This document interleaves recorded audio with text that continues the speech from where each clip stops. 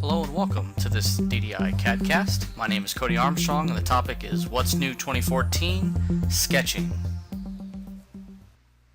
So as I mentioned, the topic of this CADcast is sketching, and of course the new features in the 2014 release in the area of sketching.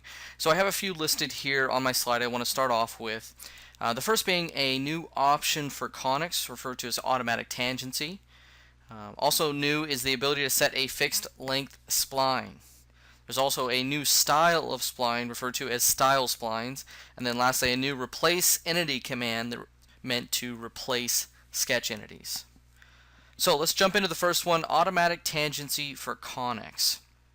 So this is a new option when you are sketching conics. And so what I'm going to do is just call up a quick example of a conic. I'm going to delete this radius, and of course in this scenario I'd want this conic to be tangent to the line and to the edge of my model. And so in previous versions what I'd have to do is sketch my conic, place it, and then come back and place my tangent relationships. Right? Actually have to come in and add relationships. What you'll notice now is an option for auto tangency. And like the name implies, what it does is it automatically applies those tangent constraints to the conic. So you see the tangent constraint here as well as the tangent constraint there. So those tangent constraints are automatically created because of that auto tangency option in the conics command. Jumping back, I want to get into setting a fixed length spline. So one thing that's always been a limitation in previous versions of SOLIDWORKS is the ability to define the length of a spline and to have that being a driving equation or a driving factor in defining your spline. And so now this isn't a setting or an option or a switch or anything and you're going to find in SOLIDWORKS, it's just in the latest version these things now work. So let me show you an example of this. Here I have a spline that's used to drive the profile of this board, but it's obviously it's underdefined, and the underdefined area is basically the length of this spline.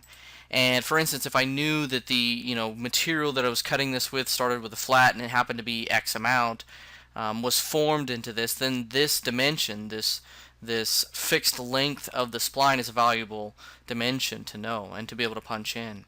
So in this scenario, all I'd have to do is smart dimension and select the spline, and you'll see a length dimension pop up. And I just type in the length, 850.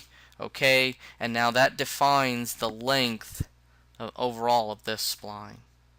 So again, not one of those things you're really going to see as a setting or an option or something that's going to behave entirely differently. It's just one of those things that now works in the 2014 release. So let's jump back and move on to the next one, and that is style splines. So the next thing I'd like to get into is a new command called style spline. And what you'll see when selecting the spline toolbar is a new command here, style spline. The way it works is you use sketch geometry, normal lines, to create a spline. And the reasoning behind this is it's a very simple way to create a smooth spline very quickly. And you'll see here I'm just drawing lines, but these lines have a spline attached to them. So I'm really using the lines more as construction geometry for the spline, but it allows me to very quickly create a very smooth spline. The nice thing about this too is you can come in and constrain this in ways you would a normal sketch. So I can, for instance, constrain these construction geometry lines and define them as I see fit. Right, so I can come in and define all the geometry associated with this style spline and really dial in what it looks like with my finished result. Also, if I sketched it like this but decided later on I needed to add a little bit more control to it, I can right click any one of these lines, these construction lines, and you'll see an option for insert control vertex.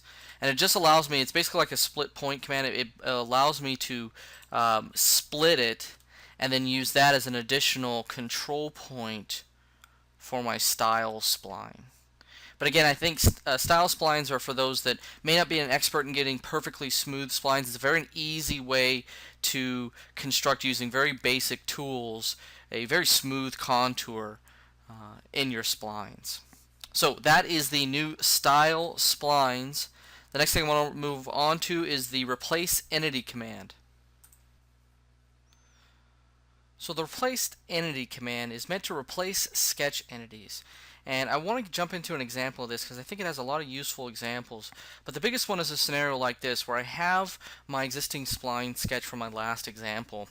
And basically what I want to do is I want to replace this spline with my new style spline. So I have this old design of the spline and I have this new design of the spline. Basically what I would do in old versions is I would delete one and let it rebuild with the other. And the problem with this is the downstream features in my tree that were linked to this original spline. And so oftentimes what you'd have to do is you'd have to go back down your tree and just resolve all the warnings about dangling relationships, dangling references, and fix all those issues after you made a change like this. So now in those scenarios, what you can do is call up a command called replace entities. It's under Tools, Sketch Tools. You'll see down here Replace. Replace entities. It's a very simple command. You replace this with this, right? So I'd select my old spline for the top dialog box. Replace with this one. I'd select my new style spline. Now I have options to leave it as construction geometry, leave the original as construction geometry, or delete the original. I'm just going to leave it as construction, hit OK, and now if I exit this sketch, the biggest thing about this is I don't have to go back and rebuild all the features that may be referencing that old spline. So anything that was tied to that old spline now automatically updates. So that is the new replace entity command. Again, really useful for replacing sketch entities. Let's jump on over to the next slide. So the sketch picture scale tool is actually a new option inside of the sketch picture command. So I'm going to go ahead and call up sketch picture and choose a picture to embed in my sketch. And what you'll see is a new option on the left hand side for enable scale tool. And you'll see this bar on the image itself. This is the scale tool. And the scale tool allows me to essentially snap to a known size and then punch that value in and automatically scale the image. So let me show you how this works. I'm going to drag this up to a known size. For instance, I know the width of the head of this blow dryer is 6.5 inches, for instance. Right? So I drag it from this point and I say, okay, from this point I know to this point, I know that distance is 6.5. So I drag that bar, I let go. As soon as I let go, I get prompted for a dimension. I'm going to say 6.5. And it automatically scales that image to match the 6.5. So now the image is automatically scaled. And you could even use this bar to drag and locate the image. So now I can use this and actually snap right to the origin with it. Okay. You could even use this to clock, so to speak, or to rotate the angle. And so I think this just eliminates a lot of the eyeballing, so to speak, that I saw when a lot of people would insert sketch pictures. They would just manually make manipulations to the angle or the X or Y offsets to get it just right. But it was a very time-taking, kind of a tedious process. So now with the Enable Scale tool, the Scale tool option just simplifies that process of getting it constrained where you want it, getting it to the right size and in the right orientation. So let's jump on to the next one. Maintaining proportions in a sketch profile. So the next enhancement is probably one of my favorites, and it's not one of those settings or options or switches or anything like that. It's just one of those things that works better in the 2014 release, and that is maintaining proportion when editing dimensions in a sketch profile. And so I want to show you an example of this. And I think we've all been in that situation where you start creating your sketch and then you add your first dimension and the sketch just implodes, right? For lack of a better word, you end up with something that looks, doubled over on itself, something like this, for instance. And so we've all added that first dimension, all of a sudden everything just kind of blows up, for lack of a better word. What you'll notice in 2014 is the first dimension that you place. For instance, when I call up Smart Dimension, I call up this circle, for instance. You'll see the dimension there is 99.86. if I change this dramatically, let's say I change it to like 30, the rest of the sketch will scale with that change. Now the hard thing to do is show this to you, because it doesn't really change. If I hit OK, you don't really see anything change, but that's really what's key. The entire sketch is scaling to match that dimension. So now my next dimension is closer to the value based on the first dimension that I punched in. And so I think this is really useful for those that really went out of their way to create a dramatic sketch, a lot of lines and things like that, and then came back and started adding dimensions, and then only to realize that everything was 10 times the size that it actually needed to be. The first dimension will now scale everything to match that size. So again, it's not one of those options or settings or switches or anything. It's just one of those things that works better. The proportions are maintained when you're editing or you're adding that first dimension in a sketch. The next thing I want to jump into are path length dimensions. Path length dimensions are a new type of dimensions for SOLIDWORKS 2014.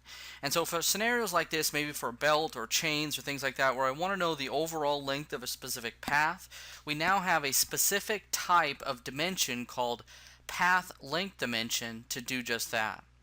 And the way it works is you first define it as a path length dimension, and you define what your path is. And I'm just going to go along and select all the entities. Of course, I could do a select chain, accomplish the same thing, but I'm really just defining what my path is. Once I've done that, I hit OK, and it applies a path length dimension. Now, for instance, if for whatever reason this got deleted, this is still defined as a path. So if I come back with smart dimension, or path length dimension, and just select anywhere on the path, it'll find and recognize that it is a path length dimension. Right? So it is embedding that within the property. If I select any line on the path, you'll see path properties. I can set a valued length here, right? Set a driving dimension. Also, what's nice about this is you can set this dimension to driven and test out all kinds of different scenarios. So I can drag this, for instance, and watch the path length change kind of dynamically, right? Just by moving everything around, watch this path length change, because of course it's a driven dimension. So just some neat things you can do with the new path length dimension. You'll see it here under the Smart Dimension toolbar. Jumping back, let's move on to sketch equations.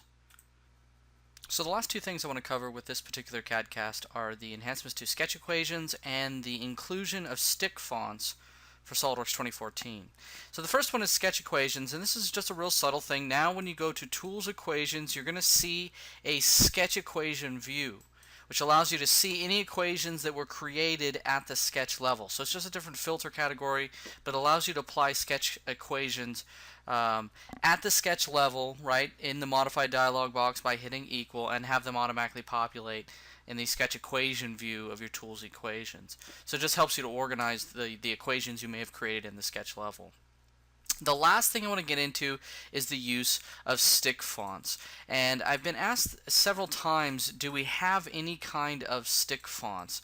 And the answer is no, until this latest release, at least not with the standard SOLIDWORKS. So I'm just going to build a real basic part here, and what we want to do is add some font to it. So we'll add an extrude, and I just want to put some font in it, perhaps for like an engrave purpose. And I think that's what most people are looking for when they're trying to add the engrave. So I'm going to go ahead and add font. I'm going to uncheck Use Document Font. I'm going to go into the Font dialog and find the font that I'm looking for. Now the font that we're looking for is OLF Simple Sans OC. I'm going to define the size. Let's go all the way up to size 72. Hit OK, and then we'll just type this is a test. And you'll see if I zoom in here, the stick font that is created. And a lot of, like I said, I think that most people asking for this are coming from the manufacturing realm, so maybe machinists looking for engraving style fonts. They don't want the shadow style fonts that's typical of true type fonts. This gives them a quote-unquote stick font. Also those doing laser cutting or anything like that, It's a very common thing that I get asked a lot is, do you have any kind of stick font? So now with SOLIDWORKS 2014, we have an out-of-the-box stick font in the form of the OLC or OLF Simple Sans OC. So you'll just see it as a font type when you're browsing fonts in the sketch text command. So those are the new enhancements to sketching for the 2014 release. For more CADcasts, visit us at www.youtube.com/GDICAD or www.ddicad.com/TechCenter.